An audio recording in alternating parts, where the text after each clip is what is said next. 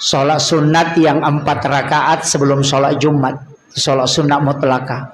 Di kitabnya Imamul Ghazali itu ada, kitab Bidayatun Nihaya.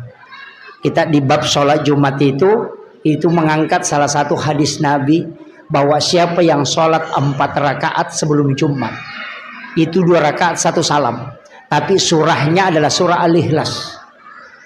Siapa yang melakukan 4 rakaat sholat sebelum Jumat, maka dia tidak akan meninggal kecuali dia melihat tempatnya di surga.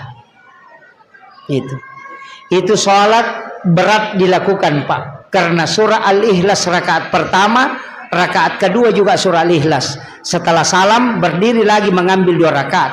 Rakaat pertama lagi surah Al-Ikhlas, rakaat keduanya lagi surah Al-Ikhlas sesudah Fatihah. Tapi dibaca masing-masing 50 kali setiap 1 rakaat. Masing-masing 50 kali berarti 200 suratul Al-Ikhlas. Bisa kira-kira. Tapi siapa yang melakukan itu, dia tidak akan mati kecuali melihat tempatnya di surga. Itulah kenapa banyak ulama kita tahu bahwa saya tidak akan mendapati lagi Jumat berikutnya, karena ketika sudah dinampakkan dia yakin bahwa ini sudah Jumat terakhir. Itulah yang diketahui ulama-ulama kita. Tapi amalan itu bukan amalan sembarang, memang harus betul-betul siap.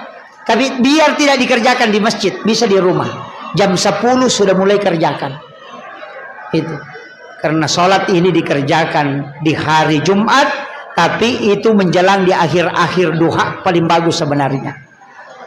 Itu kalau mampu. Tapi 50 surah Al-Ikhlas setiap 1 rakaat.